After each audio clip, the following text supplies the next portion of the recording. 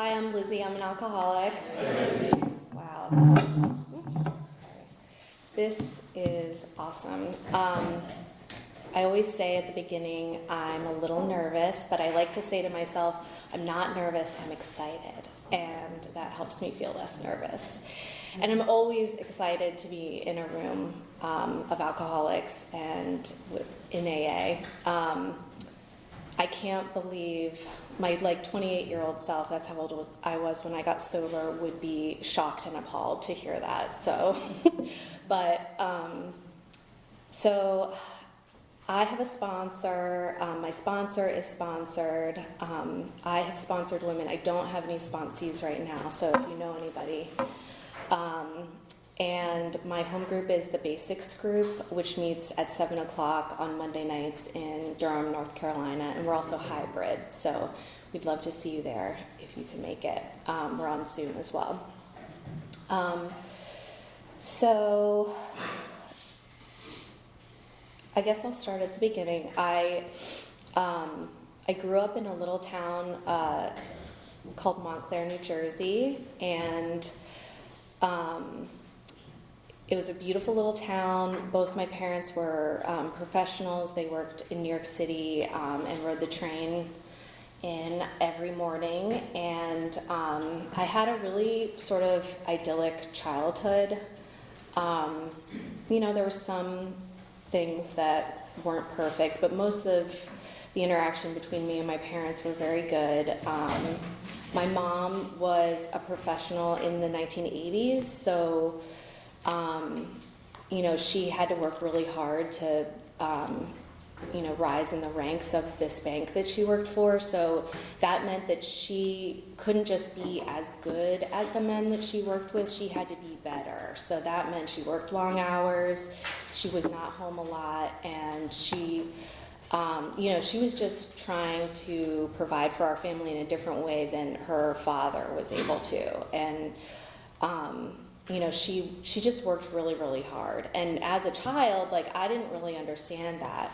I just wanted my mom, and I wanted to just be with her all the time. And my dad was not as ambitious as her, but he wasn't around very much either. So, we had sort of a series of babysitters and caretakers and stuff that were at home, and they both traveled a lot for work. And we also lived in a lot of different countries. And so that was sort of where the beginnings of maybe my alcoholic thinking started, or my ability to go into a situation and look at what are all the parts here, and how can I manipulate, and how can I change myself so I feel okay, because I was just not comfortable with who I was, even as a child. And there was also, so alcoholism runs in my family, but it kind of skipped a generation. My parents are, they're drinkers, they're not crazy drinkers, and my siblings the same, but my grandmother was an alcoholic, and it was a very hush-hush situation. We knew that there was something wrong with her, even as children, because she just was not like a normal grandma. She did not hug us. Or I remember one of my first memories of her was we were all going to get in the car to go somewhere, and she was like, "Oh no, don't get in my car, you'll throw up." And I was like, "Oh, I just wanted to ride in the car with you." And I think she was probably dry. She did not have AA, and she couldn't drink anymore because she'd been to several treatments, and I think it was not good for her. But later on, I heard more of the story of her alcoholism, and so alcoholism affected my life because she was an untreated alcoholic who was dry, and then my father grew up with her in active addiction. And so, it's like a ripple effect, right, through the family. And so, anyway, that is my early childhood. And the first time I got drunk, I just felt, I was with a group of friends, and I just was excited to do something bad. I was always that kid that was like looking for trouble. If it was against the rules, I wanted to do it, and I couldn't wait to do it. And I'd already started smoking cigarettes. The woman that like did all the food for our church, she smoked, and I loved her. I thought she was like so graceful and elegant. She had long fingernails and lots of gold jewelry. She smoked these really skinny cigarettes, and she would always leave them in her purse on the table at church in the kitchen, and she would also smoke in there. So while my parents were in church, I would go into the kitchen and smoke one of her cigarettes. And like all the other kids in church, you know, I tried to get them to do it, and they would be like, "Oh my God, what are you doing? You're crazy." And like, you know, later on as a young person, my parents were always like, "Who is this kid that's getting you to do all this crazy stuff?" And I would just like, you know, pick someone, because it was always me. It was always me that was getting everybody else to do this crazy stuff. But anyway, so we were, I was in my friend's basement. I think she had something to drink the week before, so she was like, "We're gonna drink tequila." And I was like, "Yes, I've been dying to do this." And so, you know, we drank some, and it was like immediate, like the feeling that I had of like being in my skin, feeling uncomfortable, feeling like I didn't know what to say, you know, do these people like me? Am I cool? Am I pretty enough? Am I skinny enough? Am I enough? All those feelings just drained out of my body, and I was like dancing and singing, and then I was barfing everywhere, just all over the deck, all over the basement carpet, all over the bathroom. And like the normal reaction to that would be like, "That was horrible. I never want to do that again." But that was not my reaction. The minute I woke up, I did not have a hangover, because when you're 14, they don't exist. But I was like, I cannot wait to do that again. I have to do that again as soon as possible. And that was, you know, that high that I got from alcohol was something that I just chased to the doors of, you know, the gates of hell or the doors of death, whichever, you know, one you ascribe to. But it was just the experience of feeling free from me. And yeah, and that's kind of how I lived my life from like 14 to 28. So, you know, a bunch more stuff happened in between there. We ended up, when I was really young, we had moved to Tokyo for my mom's job. And that was something Courtney and I actually bonded over when we first became friends. When I met her, I had just had my son, and none of my friends in AA or any of my friends had a child. And so I met Courtney, and she was just such a good friend to me. And we had this connection about Tokyo, Japan. So I'd lived there as a little girl, and then she had taught English there. And so I think the first time you came over to my house to eat, we had miso soup and rice with mayonnaise on it. And I was so excited I know that sounds gross. It's a Japanese thing. But I was just so excited that I could share that with someone. And I always love seeing her, because it just reminds me about how much I love this program, and about the relationships that I've made with women in this program are just so powerful. And it's just great. Every time I see her, you know, it's like no time's passed. But anyway, so we had moved to Japan, and then we moved to Singapore, and I graduated from high school there. And, you know, I was the kind of drinker and other stuff user that, like, it didn't matter what it was. I was a bit of a trash can in that respect. Like, if you had something that was going to make me feel different, I wanted some. And, and that also looked like if I came over to your house and you had a medicine cabinet, you better have put like marbles or something in there so you'd hear it when I opened it, because I was going to open it and I was just going to help myself to like whatever was in there.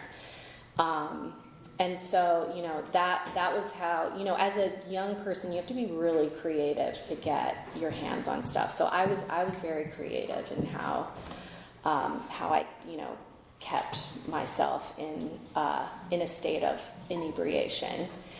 And, but when we moved to Singapore, there's like really strict drug laws there. And so, I remember my parents had an idea of what I was doing.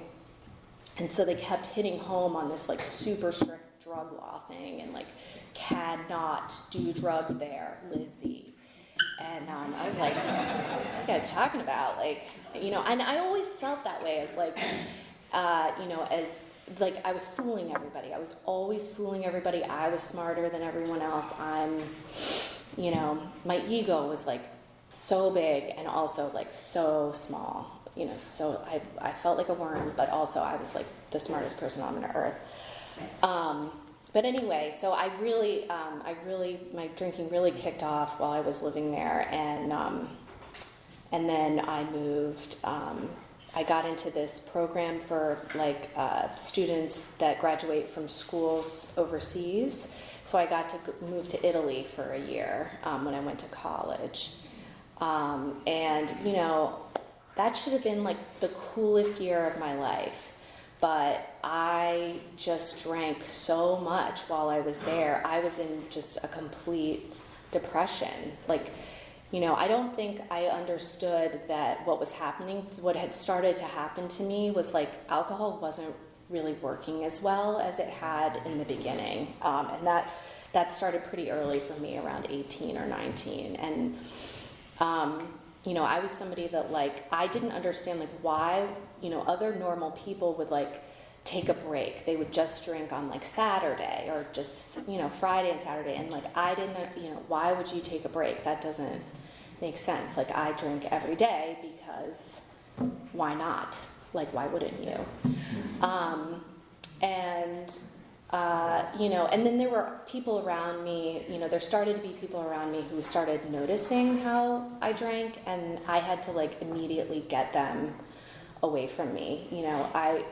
I had to like, those friends are no longer cool. They're questioning me and how I live. I'm free. I'm like the Jack Kerouac of the Lizzy Benbow Toller story, and these people are not cool, and I need to find some people that can hang. And I did that frequently, like, no matter how far down the scale. So as the scale fell down, like, I found new people to hang out with that would tolerate what I was doing. And when I got to the end of the road, like, I did not recognize who I was, and I did not recognize anyone around me. They were all strangers. So I ended up moving to New York after that, and I graduated on the 5-year plan. Usually college is 4 years, but I had this terrible counselor who didn't tell me that I wasn't going to graduate on time. I was just like so incapable of doing anything. Like it's very easy when you go to college. You just take a certain number of courses. It's like a little math problem. You add up your credits, and then you know that you're going to graduate. But like this woman didn't spell it out for me, so it was her fault that I didn't graduate on time. And and that was just like another example of like how I showed up in the world. Like I was just so persecuted. Like, I got a bad grade. This teacher hated me for no reason. She hates people with curly hair. Whatever it was, like it was never ever my fault, and I just couldn't take responsibility for anything that happened in my life. And that's another reason why I felt so out of control. Like because I always felt like everything was just happening to me. And so I graduated, and I, just dumb luck. I studied history in college, which I just followed what someone else was doing. But I did like to read. But and then dumb luck, I got this job in TV production. It was like a little PBS show called History Detectives, and I'd never thought about television. I hadn't studied it in school, and I got this internship, and I really messed it up. Like, oh my God. So, I showed up super hungover, just like wine lip, like, how you get wine? No, it was like wine lip, stinking of alcohol. And this was also because I was like going out to celebrate my new internship, and so and this poor woman who like had hired me, she was so nice, and she would just like be like, "Are you okay?" And I'd be like, "Oh, like what is she talking about? Like, she's such a dork. Like, have a drink, And so they did not offer me a job. They also like got me a job interview that I totally bombed. It was like with this really famous like guy. God, now I'm not going to remember his name. It was so embarrassing. Like, you have those like memories where you just burn with shame. Like, it was so embarrassing. So the woman asked, "Oh, how do you feel about working with this, your name here, super famous guy?" And I was like, "Oh, I don't know anything about him." And like, she was like, it was going great up until that moment, and then her face just fell, and I was like, "Oh my God, I've totally messed this up." And then I went and told everyone at the office where I was working about it, and they were like, okay, so, it's just like stuff like that. And again, it wasn't my fault because no one had told me that this guy was famous and I should have Googled him instead of the director. But, so I ended up getting this other job, and it was like very much like a drinking culture. And things really started to fall apart around the time that I met my husband. And I had actually met him in high school. So we were old friends in high school. He moved to New York, and I made very quick work about it. We started dating. A couple weeks later, I moved in. A couple weeks later, I was like, "I need health insurance. We should get married." It was not a marriage. It was like I can't remember what it was called. It was like a thing in New York where you'd a domestic partnership. That's what it was called. So essentially, I had trapped him in this domestic partnership super early in our relationship, and he was very concerned about my drinking, and so that all had to like go underground. So I would there's an Irish bar on Spring Street where I worked, and I would go there every night and drink 3 shots and 3 beers, and then I would go home and have 2 beers and be like, "This is good. I'm fooling everyone." And it was just like the lying was like really a lot. The lying, and it was like I was lying to everyone, I had no problem doing it. Like if I got confronted with the truth, I always had a slippery way to get out of whatever it was. So we got married for real. Things were not going well in New York. I ended up quitting my job because I was having physical, terrible effects from my alcoholism and other stuff use. And I started to have panic attacks, which caused me to like throw up. It was really strange, but I was throwing up all the time. And I knew that wasn't like normal, but it also like wasn't not normal for me. So, I knew enough to like, and then I was also like blacking out all the time.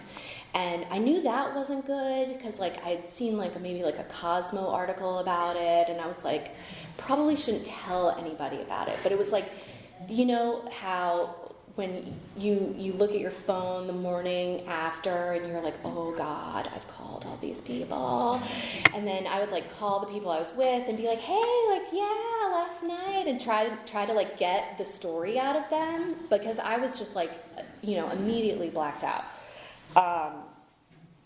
So I was having all these issues. I had quit my job, And so we decided the best course of action was to move to Asheville, where I was going to like turn over a new leaf, be a completely different person, and like calm down on the drinking and the other stuff use. And I was going to do yoga, I was going to get a dog, I was going to hike. Things got so bad so quickly. We had no money, we had no jobs. I immediately made friends with some really lovely people, but they were not making the best choices for themselves. And I was finding, whatever scale I was on, I was finding those people. I was involved in things that I shouldn't have been involved in. And my mental health and my physical health just got so much worse. And it was at that point that I realized that possibly, my drinking might have something to do with what was going on with me. And for the first time in my life, I got a therapist, and I went to her, and I told her everything. And it was the first time in my life I'd ever been honest about what I was doing. And it was awful, and she was really nice to me, and she didn't judge me. And she said, I think you have a problem. And I'd also gone to another therapist when I lived in Brooklyn, 5 years before. And so I went to this one session with her.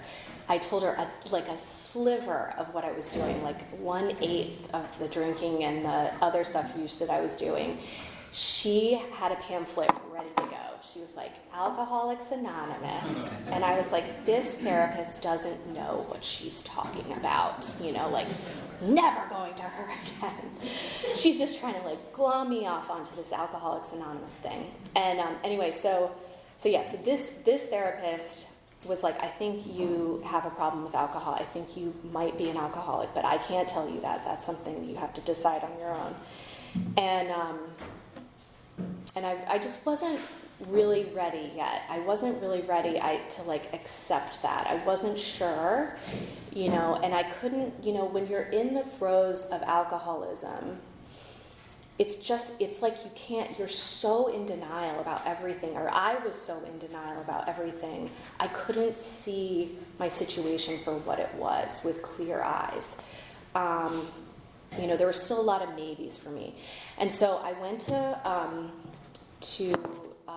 Barnes & Noble, and I bought this copy of the Big Book, and I didn't realize that you could go and get a Big Book at a meeting, and so I paid $18 for this. And I always think that's so funny, because I think our books at my meeting are $5, and I paid a high price to gain entry to Alcoholics Anonymous. But I was still drinking. I started reading this book, and it was really powerful. I started to understand that, alcoholism is a disease. And that was something I did not understand at all. I thought all the thoughts in my head, the thoughts in my heart, the hole that was inside me, were telling me that I was the biggest piece of crap in the world, and that's why I was doing this. And if I just tried hard enough, if I just cared enough about my family, about my husband at the time, I could stop. And that was I wouldn't wish that thought process on my worst enemy, because I had a tape running in my head of just telling me how bad I was so learning about alcoholism, the disease model, was really powerful and important to me early on in recovery, because I was able to start opening the door to maybe I don't know everything. Maybe I don't know anything. And maybe I could just open my mind a little bit to what these people are telling me. And so I was reading the book and relating a lot, and and I ended up having this situation. I don't really like to talk about it because it's just really upsetting. But I just kind of lost my mind that last day. Like I lost touch with reality due to the alcohol, and I ended up going to a treatment center, and that place was incredible. It's called the Pavilion. It's right outside of Asheville, and they have a family program. It's a wonderful place, and I ended up staying as long as they would let me stay. I would have stayed longer probably, but I remember being there and like really being honest for the first time in my life. And I also had the experience of getting to work the first 3 steps, like with a sponsor, like a girl that had I think she had 30 days more sobriety than I did. So she had done the first 3 steps in treatment and then took me through the first 3 steps. And I also had the experience there of being honest about what I was doing and having someone look at me and tell me that they loved me after I told all of them that.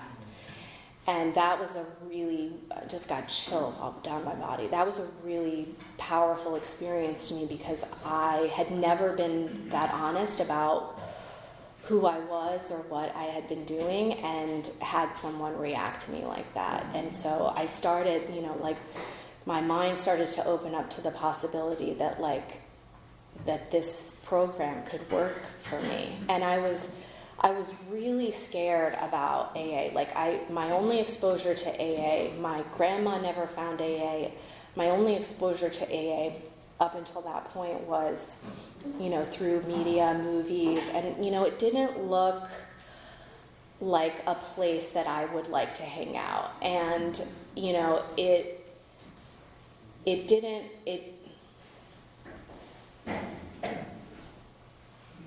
I think that I just had so much fear especially about the God stuff. Like, I'd had a religious upbringing. My family was Presbyterian, and I was confirmed, and my experience with God was challenged because, I had made some deals with God, and God hadn't followed through on the deals. I had followed through, and God, where's this God?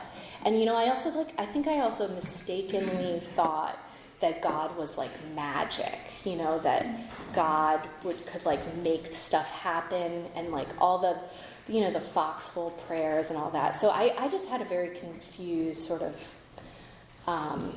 not positive experience of God. And so I was so worried about that coming into AA. And I'm so grateful that I was sponsored in a way that really made it possible for me to wear this program like a loose garment. And that's, somebody in my home group says that, and it really helps me visualize what it was like for me, and is still like for me today, to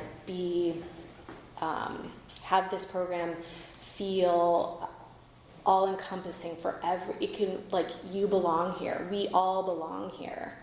And that is just such an amazing concept. It's so powerful.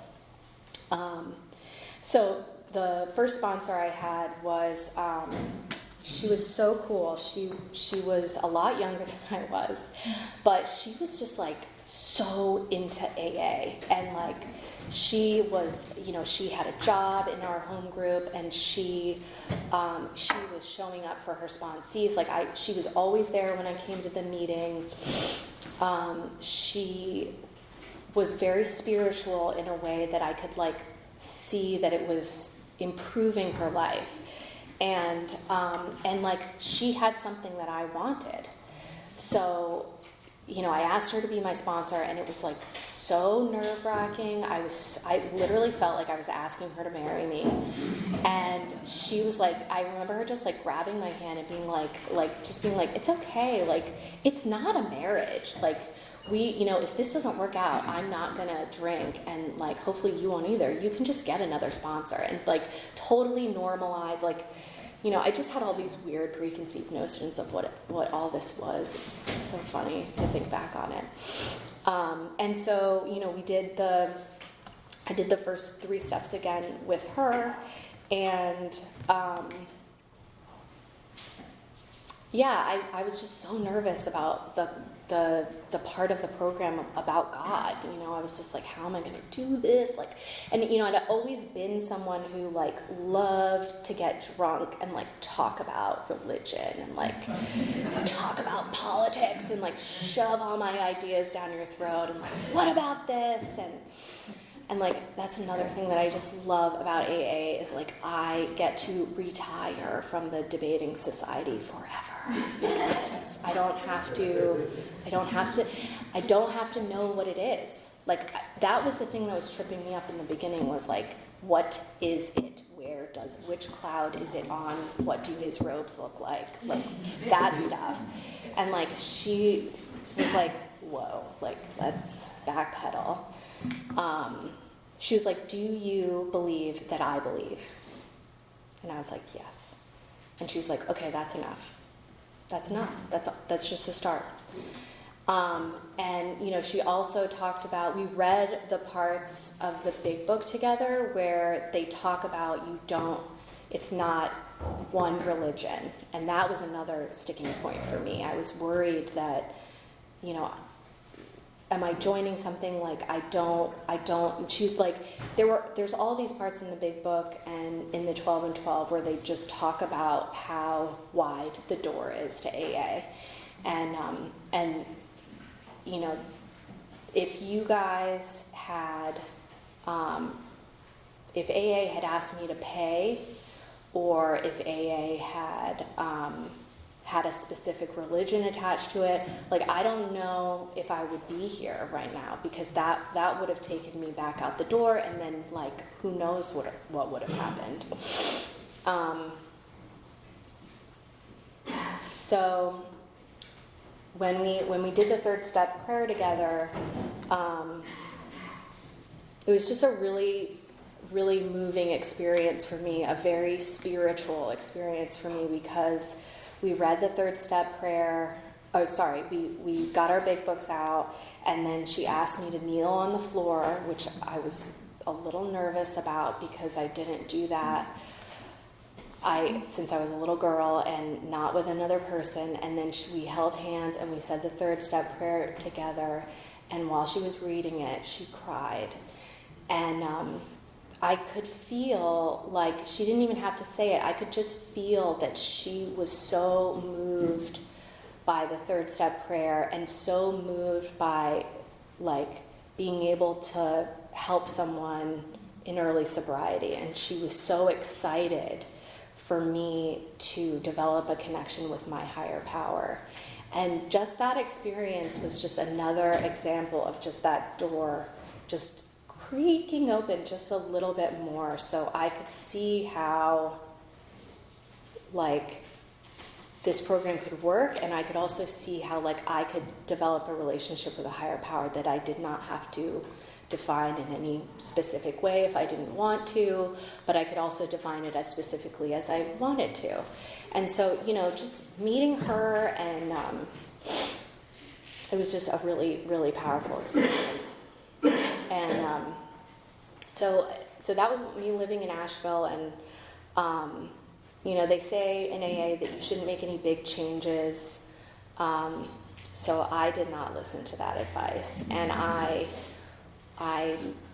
moved away from Asheville. I moved to Holly Springs with my then husband, and we ended our marriage within about a year of me getting sober. And I'd also taken a job where I couldn't really go to AA meetings. And so I had around a year and a half of sobriety, but I was not going to AA meetings, and it was hell. I had essentially blown up my whole life. My husband and I had split up in a very acrimonious way, and I had hurt him really badly. We'd hurt each other. I had hurt him really badly. And And so I moved to Durham in 2014 with $500, no job, no place to live, and I was really scared. And I started to realize I was in trouble. And I knew, but it was like my backup system came on. It was like, I know what to do. I got to go to AA. I have to go to AA because they're going to tell me what to do. I need to do that stuff that was working for me, and then I stopped doing it, and I got to do it again.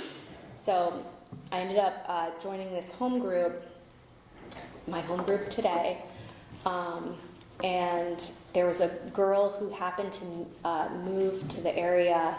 I had made friends with her because she was so normal looking, like in the rooms. She just was so normal looking. So I was like, oh, good, okay, I'll be friends with her, and this will be okay. And I just kind of grabbed her coattails and just did whatever she did, And she said, we should go to this meeting called Basics. And I was like, okay. And so I met her there and we went. And then she's like, I made this meeting my home group. You should make this meeting your home group. I was like, okay. And then she was like, what's going on with your sponsor situation? And I was like, I don't know. I'm shopping around. And she's like, you should just ask Leslie to be your sponsor. And I guess she had noticed that this woman, Leslie, who's now my sponsor, and I just had a really great rapport. I just really liked her. And again, I saw someone who seemed happy, joyous, and free. And I wanted that. I was already, even in sobriety, we can be so crazy. I can be so insane. And that's why I keep coming back to AA, is because practicing these principles, being in these rooms, being with you guys, hearing my higher power speak through you guys, surrounding myself with sober people, it keeps me sane. It really does. And, my doctor and, the pharmaceuticals. So I met Leslie and we started working together, and with her I was actually able to make it through all 12 of the steps. And that was when,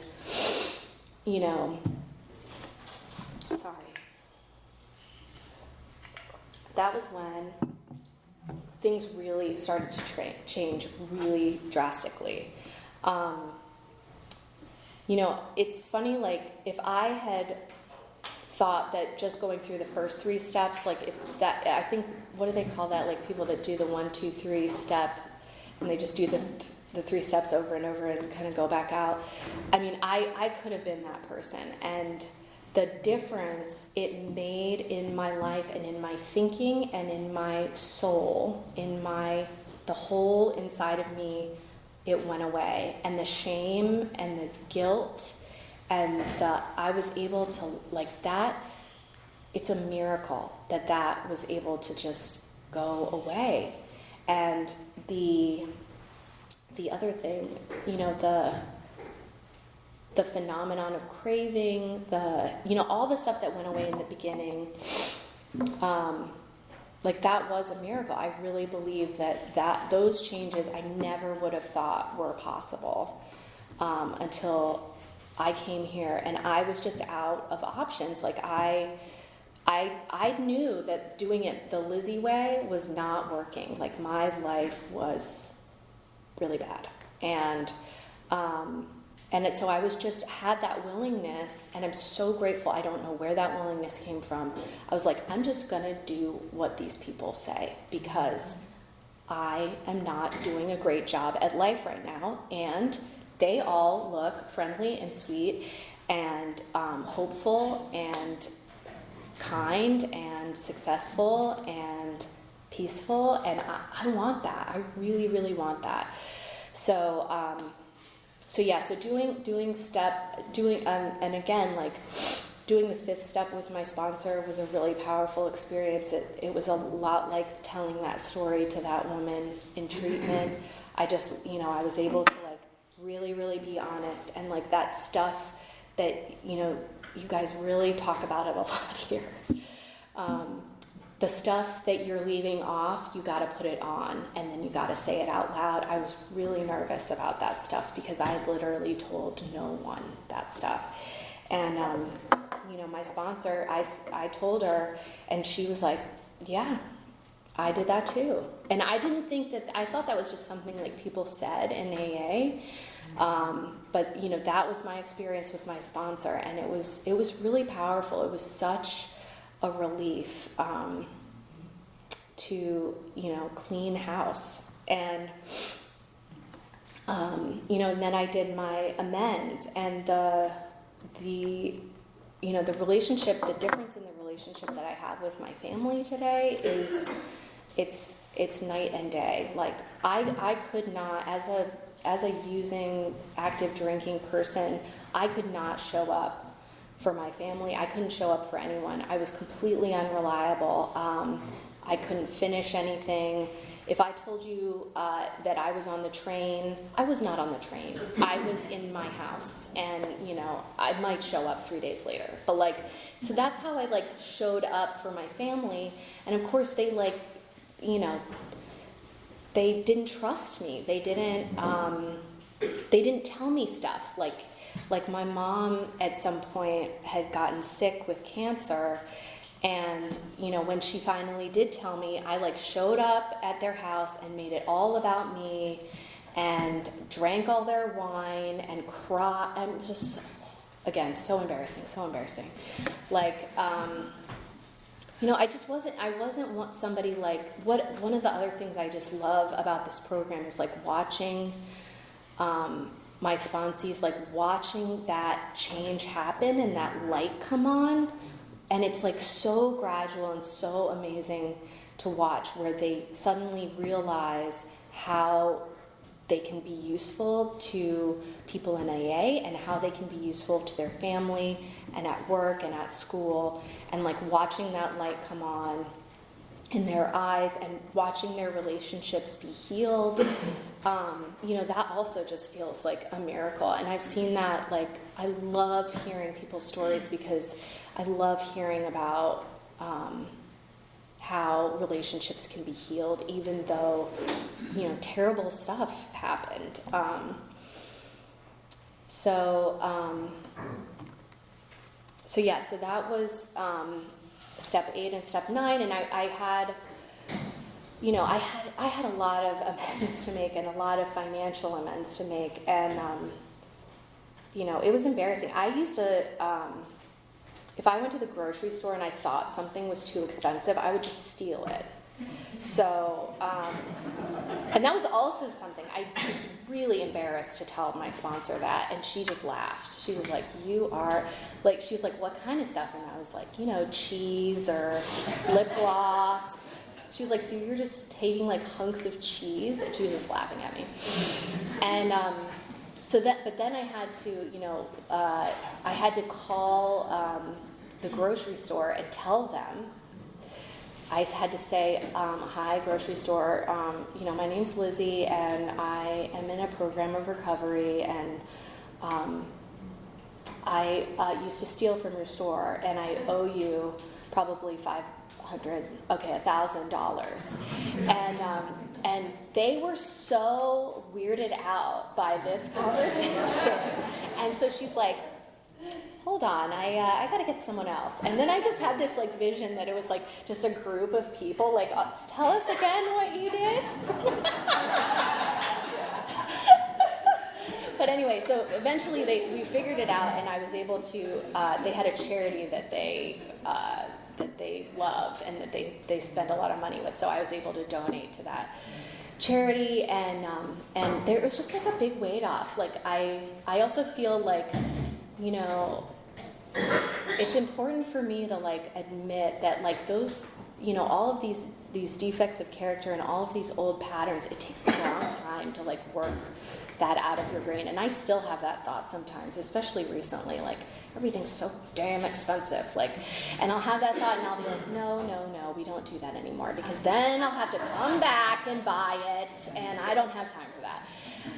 Or I'll have to tell my sponsor, and then I'll have to call all those people again, and I don't want to have to do that. It's so embarrassing. And so that actually keeps me, on the straight and narrow a lot of times is like, okay, I got to do the right thing here. I gotta, with the step 10, it's like I immediately know when I've done something that I need to make amends for. And I try to take care of it super quick, because like that churning feeling that I feel in my stomach, and like, that's the kind of stuff that when I would feel that way in active addiction, I would immediately drink. So I have to like nip that in the bud now. And it saves me a lot of heartache too, and a lot of, anxiety, because I try to take care of that as soon as I can. And, I'm not as good, I haven't been as good about it recently. I was at a period of time where I was doing my 10 step every night, and I felt like everything was going great. And then I need to do that again.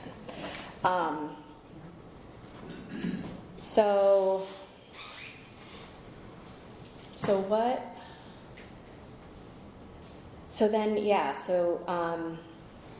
my relationship with my higher power is obviously very different than it was in early sobriety. I just would do what my sponsor asked me to do, which was get down on my knees and pray and read page 86. And I would do that almost every morning. I didn't do it perfectly. I also did the thing where I would say, please help me in the morning, and thank you at night. That also really helps for when you're busy. And I've really tried to broaden my meditation practice. It's a struggle though. Like I really struggle with having 2 young kids and finding the time to get down on my knees and pray and also meditate every day. And so one of the things I've been trying recently is just incorporating them in it. And I found a lot of luck with that. It's also just really sweet. Like just before the meeting, Courtney and a group of women prayed with me before I was going to speak. And there's something really sweet and wonderful of holding like a 5-year-old and a 2.5-year-old's hand and, saying my prayers with them. And my daughter calls it, she says, I want to say amen. And so it's, now she's reminding me, so that's also really helpful. Because she wants to say amen at the end. And it's just really cool to see how this program has a ripple effect in my life with my husband. I have a new husband now, not so new anymore. We've been married for like 7 years now, and he's wonderful. And I really started to realize like a lot of the problems that I had in my first marriage were of my own making. It wasn't that this guy was crazy. It was me. And wherever you go, there you are, right? So I just took all the stuff that I had in my first marriage and I just brought it to my second. And having AA to like